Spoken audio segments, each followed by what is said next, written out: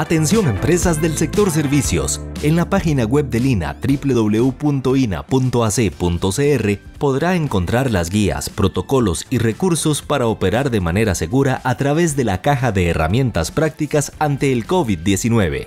Esta herramienta le facilitará el cumplimiento de los lineamientos establecidos para las empresas del sector servicios. Esta es una alianza del INA, MEIC, Cámara de las Tecnologías de la Información y Comunicación y la Cámara de Servicios Corporativos de Alta Tecnología. INA, tecnología e innovación para la empleabilidad.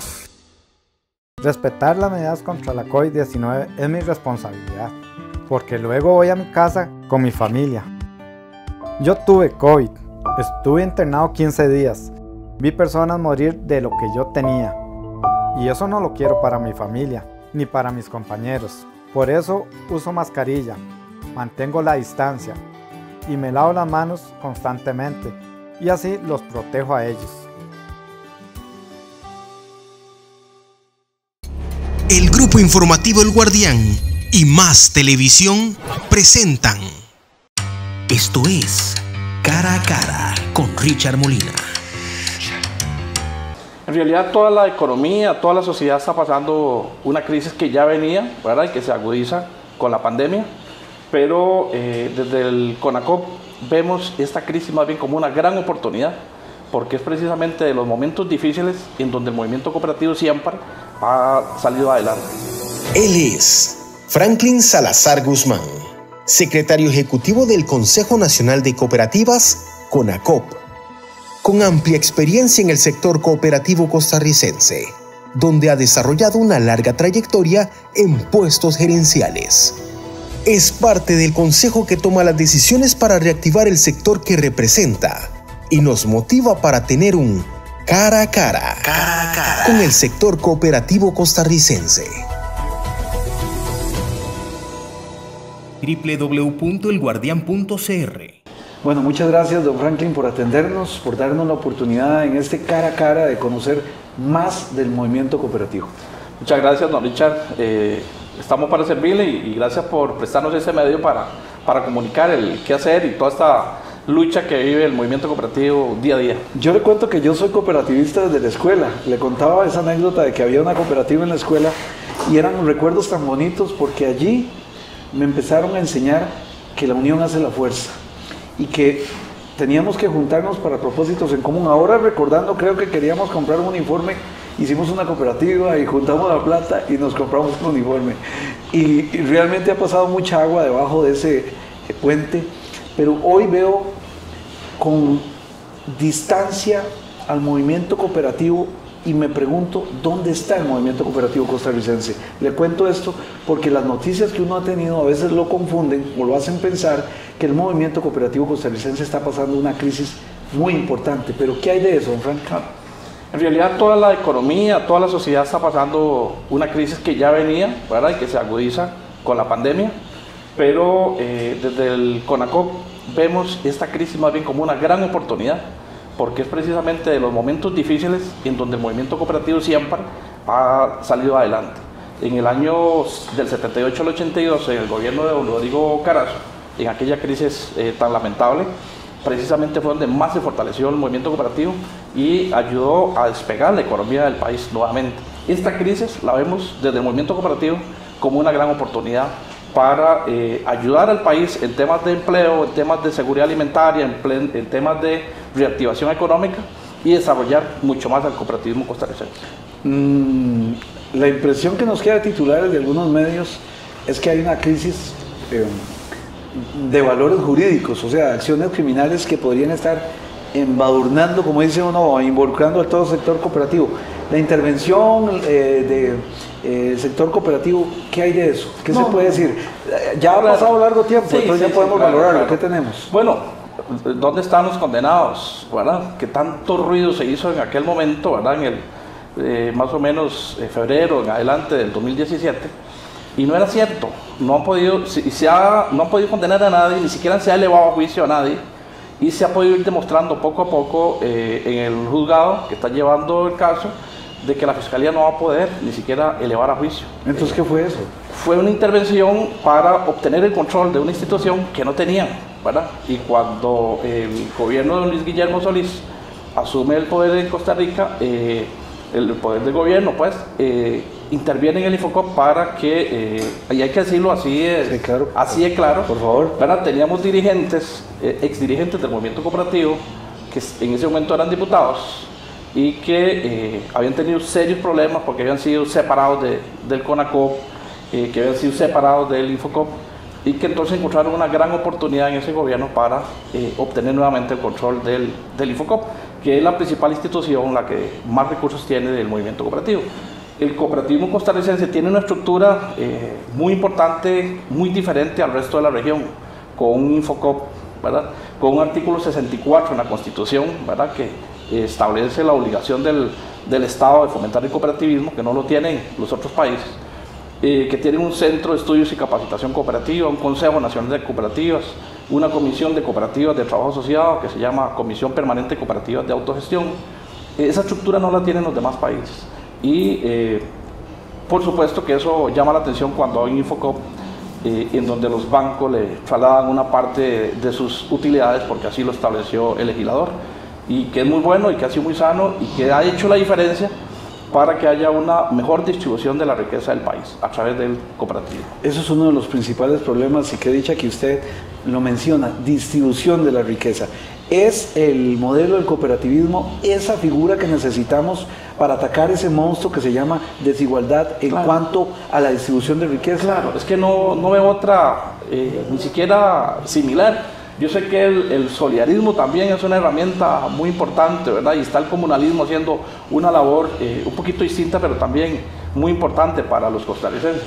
Pero en materia de desarrollo social y económico no hay una herramienta tan eficaz en el mundo como el cooperativismo, creada en Inglaterra en 1844 y que ahí se difundió por todo el mundo, con más de 1 millón de costarricenses cooperativizados en este momento. Y que, más de 1 millón, claro, más de 1 millón, y que tiene la gran virtud de que toda esa economía que se genera se aplica ahí en la localidad. No son capitales golondrinas que hoy están y mañana no están. Por eso un grupo de productores de leche tienen una gran cooperativa desde 1943 y que no se puede ir, como si se fueron recientemente otras empresas transnacionales. La cooperativa Dos Pinos no se puede ir como se acaba de ir. Yo soy un abierto crítico de la Dos Pinos por la concentración de poder. A mí me asusta un poco que una empresa tenga tanta concentración de poder, que sea un monopolio. Termina siendo un monopolio que uno diría, ¿es conveniente o no para el país? Porque eso también, diría usted, y le pregunto, ¿no es concentración de la riqueza? No, porque a diferencia de otras empresas que quedan en unos 3 bolsillos, toda esa riqueza queda en muchísima gente, en más de 5.000 personas. Ojalá tuviéramos unas 20 Dos Pinos, don Richard, por lo menos unas 10 Dos Pinos en diferentes actividades. Posiblemente no tendríamos que importar frijoles si tuviéramos una cooperativa en el sector de granos básicos o arroz. Sí, porque ¿cómo cuesta que los frijoleros se pongan de acuerdo? Y uno dice, y ahí está el modelo, ahí está el modelo, hay que aplicar. Pero ¿quién es el que no da el paso? Porque se supone que serían ustedes, las cooperativas, las que busquen al productor y les digan, aquí está este modelo. Sí, pero cuando también se aplican proyectos de libre comercio y se hacen tratados, ¿verdad? Y se deja eso a la deriva, más bien lo que se hace es debilitar la posibilidad de criar y ejecutar un modelo tan exitoso como el modelo cooperativo en esa actividad. Estamos intentándolo, estamos cooperativizando. Le voy a contar de los frijoleros de los chiles. Llegó un tipo con otro, ellos desesperados venden el frijol y los estafaron, y dice uno, pero ¿no era más fácil tener una cooperativa de frijoleros y ellos mismos también controlar el mercado de alguna forma? ¿Por qué no se ha penetrado? Es un grupo de campesinos, esos que fueron estafados allá cerca de Cuatro Esquinas de los chiles.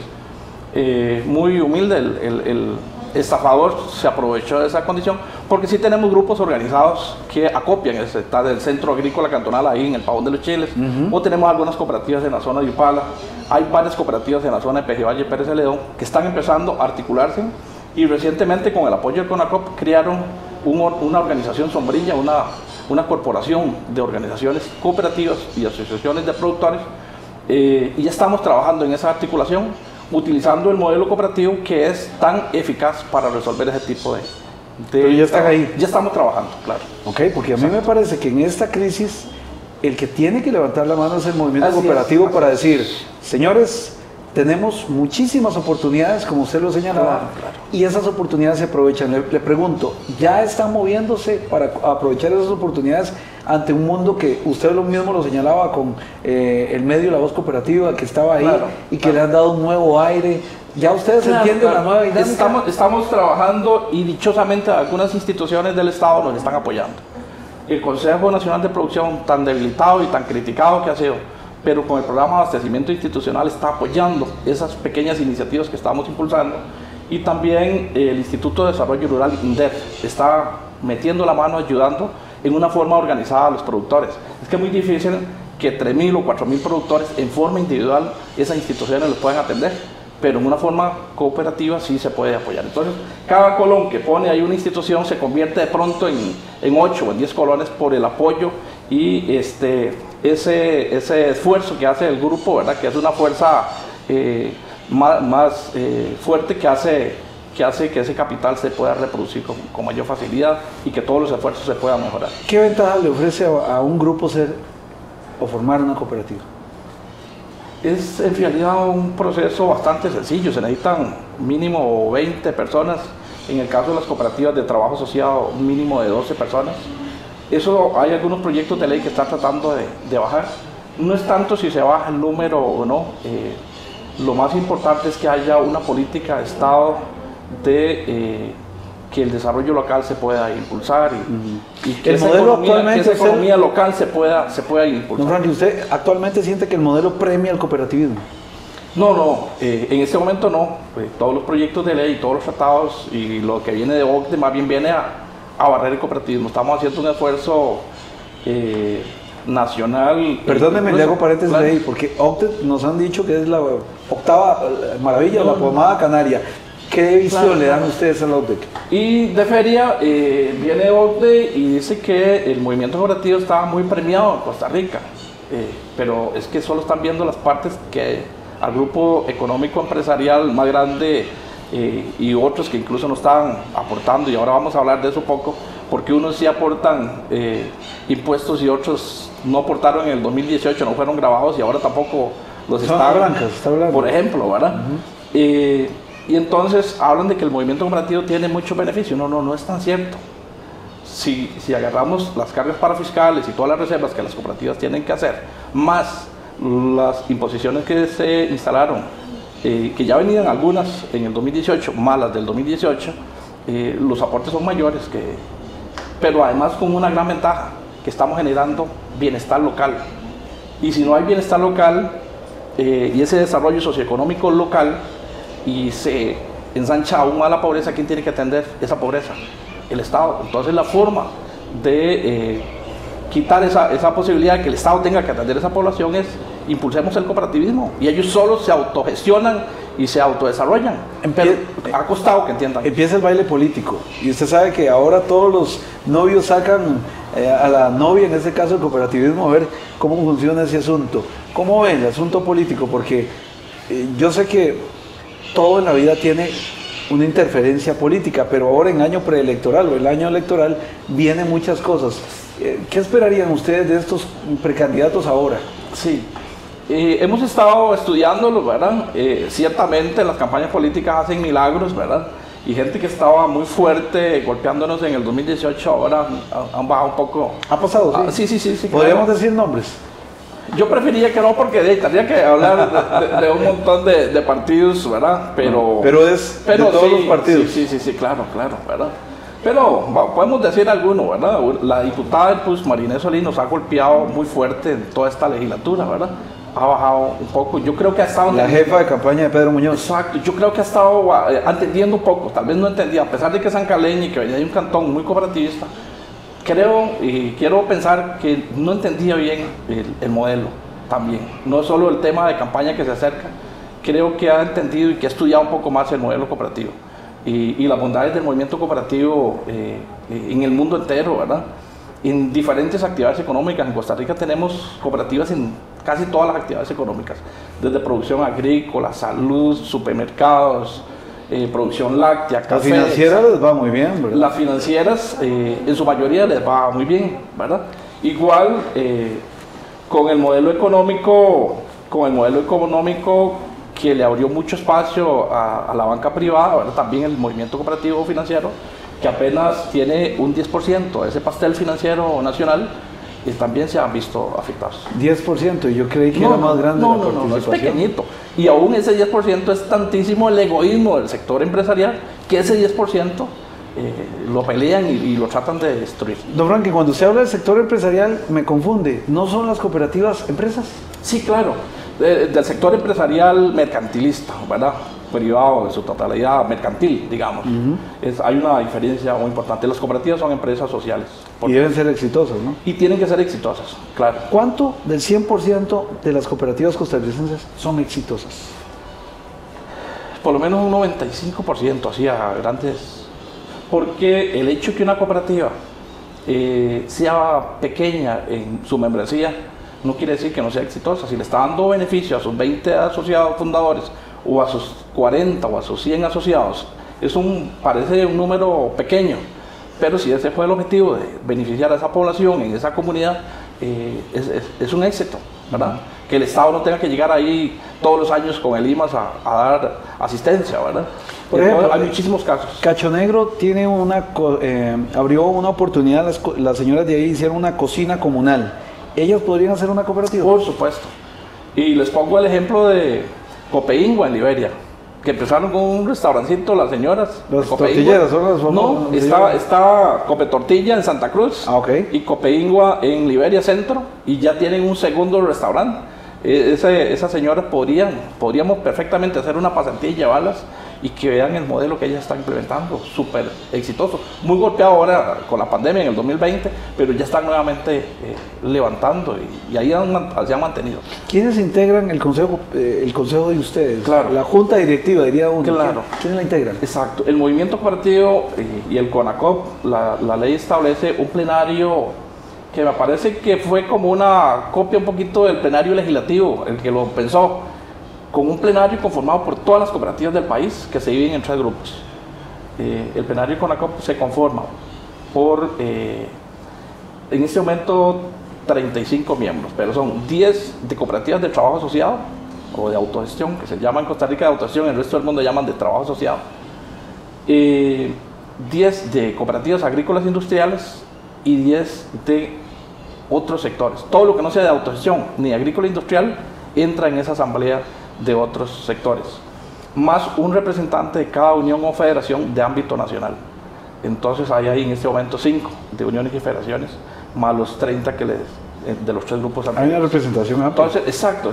¿Cómo se ponen de acuerdo? Porque en este país ponerse de acuerdo ya es un problema. No, hay asambleas fuertes, para llegar al plenario de CONACOP hay todo un proceso democrático interesantísimo, muy bonito. A mí me llama la atención porque usted me contaba que usted es jicaraleño de nacimiento y luego se fue para la zona norte a San Carlos. Exacto. Y usted ha logrado avanzar, usted es el secretario ejecutivo de la organización. Claro. Y eso se dice fácil, pero para alguien que no tiene argollas y que no forma parte de la clase política, debe ser difícil. Sí, yo no diría que yo he llegado por argollas, don Richard. Ha costado muchísimo estar aquí, por eso cuidamos este proceso. Por eso lo vi enojado ahora cuando hablamos del proceso judicial. Lo vi que usted en realidad estaba indignado. Eso lo indigna. Sí, claro, por supuesto.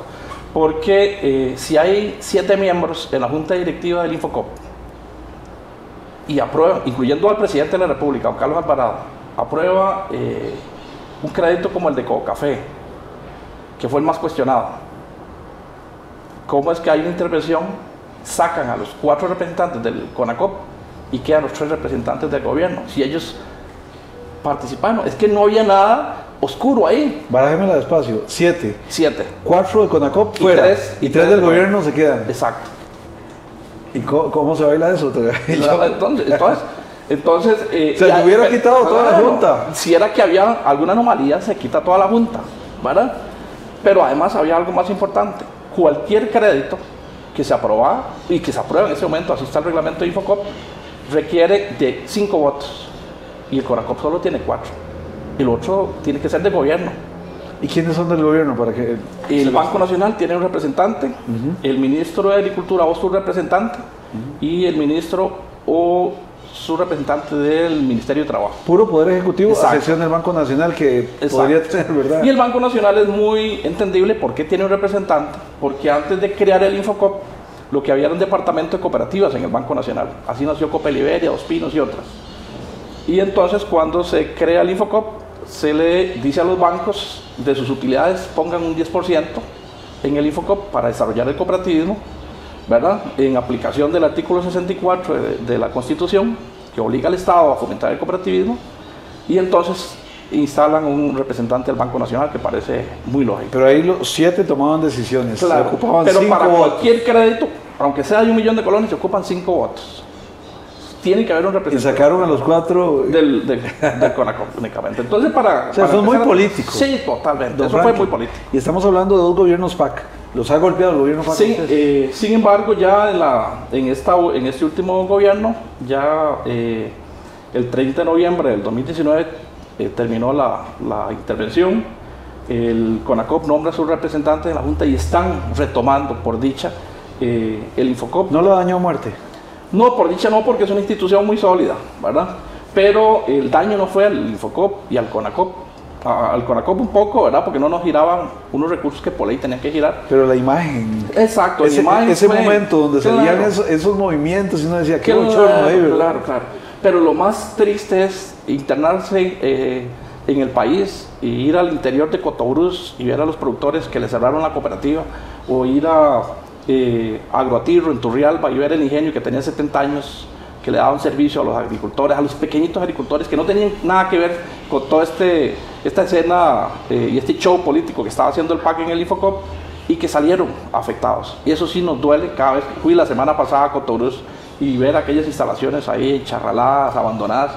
Era un proyecto que tenía 53 años de ¿Qué operar. pasa? ¿No se puede rescatar? En eso estamos, tratando de rescatar aquello que se pueda, ¿verdad? Aquello que se Lo pueda. material creo que es fácil, la confianza creo que es lo complicado. Exacto. Sin embargo, la gente, por dicha de esas comunidades, están claras de qué fue lo que sucedió, lo hemos explicado. El Infocop, hubo un ambiente laboral terrible allá a lo interno, los empleados, fue algo que no se puede ni siquiera explicar, que dichosamente ya ahora con la incorporación de la nueva junta directiva, y por qué no decirlo, no hay que ser egoísta en esto, los 3 representantes que están en este momento del gobierno han entendido que no era como se pintaba. Lo más delicado, eso es lo más delicado, yo creo que esto todavía no ha salido, Richard. Déjame la exclusiva, por favor. Maquillaron estados financieros para demostrar una situación de pérdidas que no eran. Perdón. Junta interventora. Usted está haciendo ese señalamiento. Claro, junta interventora. Maquillaron estado financiero para mostrar pérdidas que no existían. Para decir que se habían desaparecido 45.000 millones, que todos recordamos, ¿verdad? Que salían ahí por las noticias, que había una red criminal. Y resulta que la fiscal esa que decía que había una red criminal en el Infocop ahora es la que está acusada, y la fiscalía está pidiendo separación de la función pública y penalizaciones, ¿verdad? Doña Berenice Smith, que fue la que mencionó que tenía que había una red criminal en movimiento cooperativo, situación que no era cierta, ¿verdad? Y entonces ese tema de haber maquillado estados financieros y haber dicho noticias que eran totalmente, que afectaron a alguna población importante de gente muy humilde, yo creo que en algún momento eso se va a conocer. Don Franklin, eso duele, ¿eh? Claro, claro. Para una persona que ha estado aquí y para un movimiento cooperativo tan importante para el país duele, sobre todo por la confianza, porque los que estamos lejanos, tal vez hemos perdido ese rastro porque terminamos metidos en el sentido, no, es un nido de corrupción como muchas otras cosas. Sí, pero bueno, dichosamente se ha ido recuperando. Pusieron a gente ahí inexperta a manejar la institución, le sobró en el 2019 más de 10.000 millones de colones sin colocar. Y el movimiento cooperativo en crisis, en una situación dificilísima. La junta directiva que instalamos ahora colocó el 100% en el 2020, y qué dicha, porque en un año de pandemia, en un año de tanta crisis, era necesario llevar oxígeno al movimiento cooperativo. No alcanzan esos recursos. El Infocop tiene alrededor de 20.000 millones, este año tiene 19.200 millones para colocar, y las solicitudes llegan a más de 50.000 millones, o sea, no alcanza. esa cartera le enfocó para atender el movimiento ¿Y cooperativo. Banca para el Desarrollo, por qué no los apoya usted? Sí, en algunos casos se apoyan Banca de Desarrollo. Yo en algunos casos no es tan convencido que Banca para el Desarrollo sea Banca para el Desarrollo, don Franklin. Le pregunto, ¿realmente hay una apertura para el movimiento cooperativo? Porque lo he visto en otros sectores que no pasa. Cuesta mucho accesar, ¿verdad? Pero sí hay algunas cooperativas, y pongo algunos ejemplos, Cope Victoria, Cope Agri, son cooperativas que están siendo respaldadas por Banca de Desarrollo. Y entonces, sí, por supuesto que es una gran herramienta. No ha sido tan fácil ponerla al servicio de los agricultores. Debemos recordar que el origen de los fondos de Banca de Desarrollo eran fondos para el sector agrícola. Fidagro, los fondos PIPA, MAUPA, COP, fueron los que dieron origen al capital semilla para hacer Banca de Desarrollo. Y no está llegando a la clase agropecuaria, no está llegando como se debería llegar. Porque estamos hablando de más de 500 millones de dólares de plata que hay demasiada y que dice ustedes la requieren. Bueno, esperemos que se pueda ir accesando esos recursos porque efectivamente el país va a requerir. En este momento vemos nuevamente una alarma, igual que en el 2018 de la FAO, de que millones de familias pasarán hambrunas, ¿verdad? Sería muy lamentable que en Costa Rica, un país que tiene recursos financieros, ¿verdad? Estamos hablando de Banca de Desarrollo y otros, que tiene terrenos suficientes, que tiene agricultores que saben cultivar granos y otros cultivos, arroz, etc. Pero que llueve 8 meses al año, que tengamos necesidades de alimento, cuando otros países son autosuficientes en el desierto. Nosotros nos llueve en promedio 8 meses al año. De arriba cae la plata. No lo había imaginado, sí es cierto, ¿verdad? ¿Y cómo hay escasez? ¿Y cómo hay escasez? Es una falta de política pública. Y entonces en eso estamos tratando de que el movimiento cooperativo se instale y pueda producir un poco más. No hay posibilidad en este momento de que el agricultor o el pequeño empresario salga por sí solo, en forma unilateral. No es posible, no es posible. Las fuerzas de mercado, y la condición climática, las tecnologías que hay que accesar, cuando nosotros todavía en algunos casos vemos agricultores con bueyes, en Japón y en Europa están los tractores ya autónomos, 3 tractores en una sola oficina, un operador con una computadora operando 3 tractores en el campo. Accesar esa tecnología cuesta plata y hay que competir contra esos productores. En Estados Unidos igual. Y entonces para accesar a esa tecnología necesitamos capital y solo juntándonos podemos salir adelante. Y entonces en diferentes actividades, tenemos cooperativas en Maquila, haciendo toda la ropa hospitalaria para la Caja Costarricense de Seguro Social. Hay por lo menos 20 cooperativas de señoras muy humildes allá en Naranjo, en Puriuscal o en Colorado de Avangares, con sus tallercitos, y todas formaron un consorcio cooperativo y pudieron ganar una licitación en la Caja y están haciendo la ropa hospitalaria. Sí se puede, o sea, hay un montón de casos que podemos mostrar de éxito, ¿verdad? Y entonces lo que yo le digo a los costarricenses, júntense, busquemos la forma de trabajar en forma asociativa, llámese cooperativismo, que es mi recomendación, porque tiene más estructura, pero también las asociaciones de productores han salido adelante. El movimiento cooperativo es porque tiene más estructura, tiene un Infocop que tiene financiamiento, tiene un CONACOP que hace la parte de representación y defensa, lo que no tienen muchas organizaciones asociativas, por ejemplo, creadas con la ley 218. ¿Es falso que la mafia se haya penetrado en Totalmente falso, totalmente falso. La mafia y la red criminal estaban contra la hoja y por eso están ahí denunciados en este momento, y por eso ya algunos magistrados no están, que estaban en aquel momento, que intervinieron, ¿verdad? Y por eso algunas fiscales ya no están, ¿verdad? La red criminal estaba en otro lado y por eso el gobierno no sacó a sus 3 representantes que tenían en la junta directiva. Era únicamente un interés de tener el control de una institución que algún ahora exdiputado había perdido en el movimiento cooperativo. Tenemos que mejorar el tema de comunicación. La percepción que tienen los costarricenses. Claro, estamos empezando, sí. ¿Verdad? Estamos empezando. Estamos levantando esa parte. No éramos buenos comunicando. Dígame, ¿quién sabe en este momento los costarricenses que Copelesca le compró a una empresa mercantil una hidroeléctrica hace 8 días que cuesta 48 millones de dólares?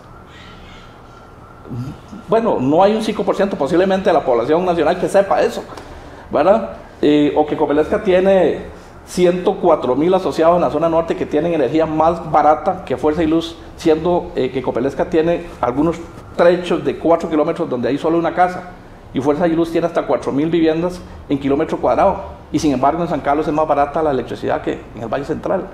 Esas noticias tenemos que resaltarlas, ¿verdad? Entonces, comunicación es estratégica. Y tiene que tener socios también del lado de la comunicación, y el Guardián va a ser un socio porque nos creemos en el movimiento cooperativo y en la figura. Gracias, don Franklin. Muchas gracias, don Richard. Gracias por estar en Cara a Cara.